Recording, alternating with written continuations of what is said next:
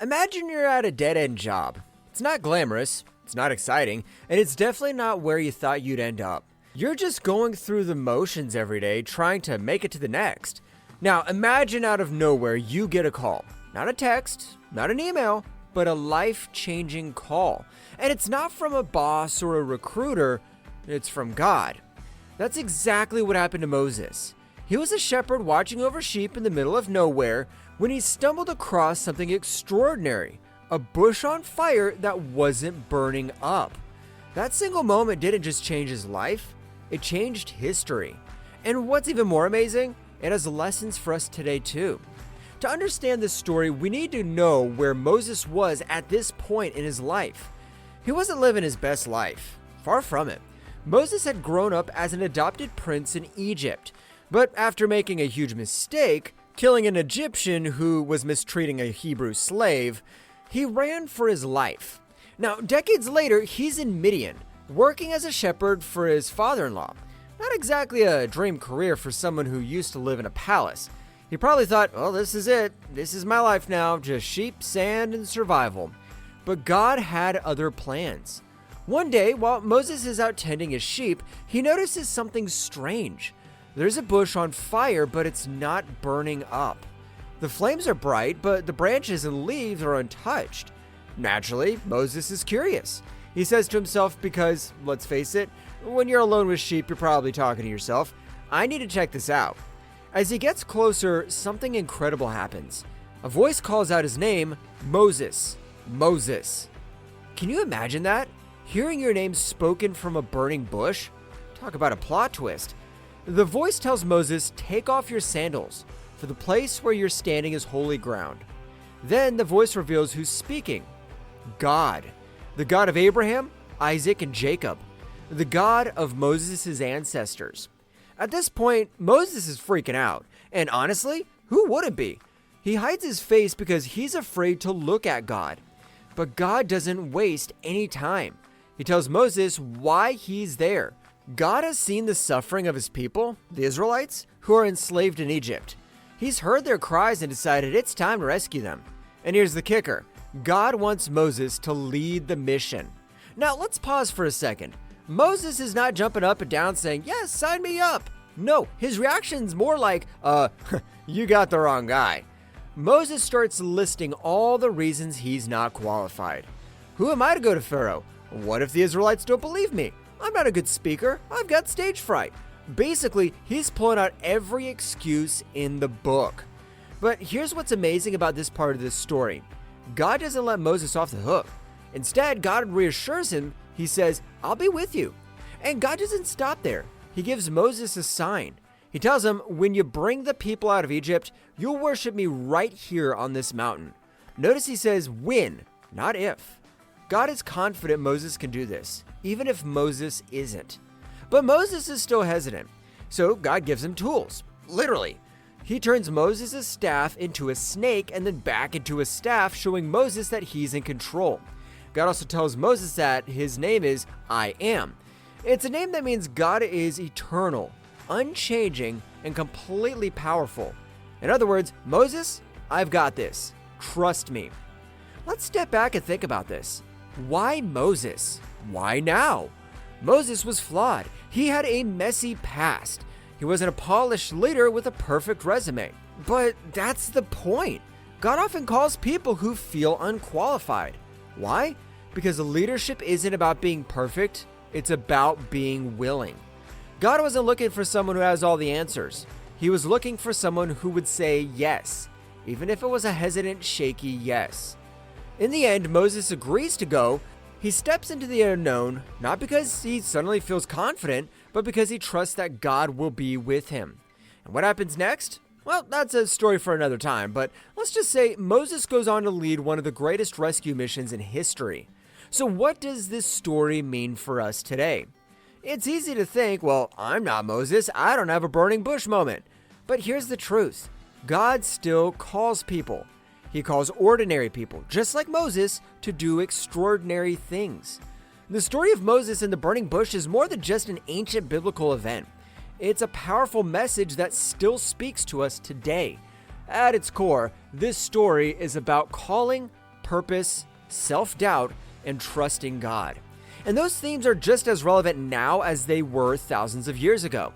Let's break down some key takeaways and how they apply to our modern lives. Number 1, God calls ordinary people for extraordinary purposes.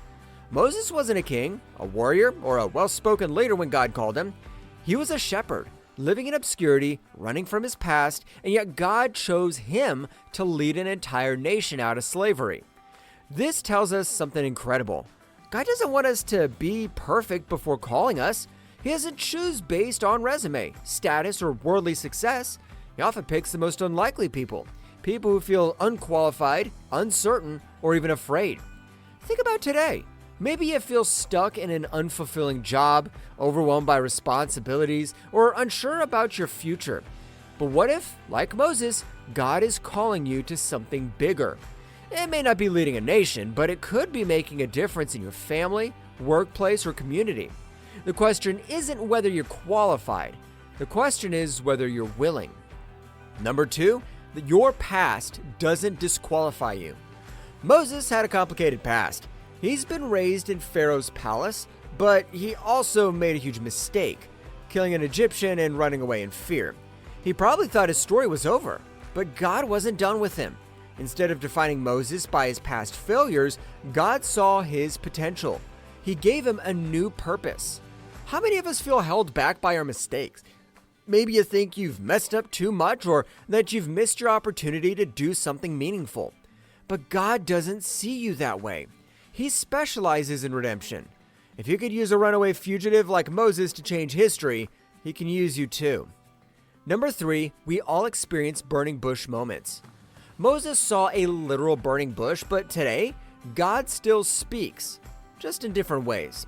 Maybe you felt a nudge to do something outside your comfort zone. Maybe there's a cause or need that keeps tugging at your heart. Maybe you've had a conversation or experience that felt like a wake-up call. God often speaks through opportunities, people, and even our deepest desires. Question is, are we paying attention? Like Moses, we might be busy going through life, but when we notice those burning bush moments, we have a choice.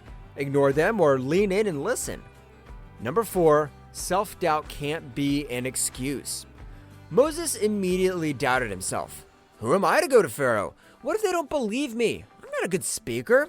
He had a long list of reasons why he wasn't the right person for the job. Sound familiar? How often do we say, I'm not smart enough. I don't have the right skills. Someone else would do this better. But here's the key. God didn't expect Moses to have all the answers. He just wanted Moses to trust him. When God calls you to something, he doesn't expect you to do it alone. He equips you, strengthens you, and walks with you.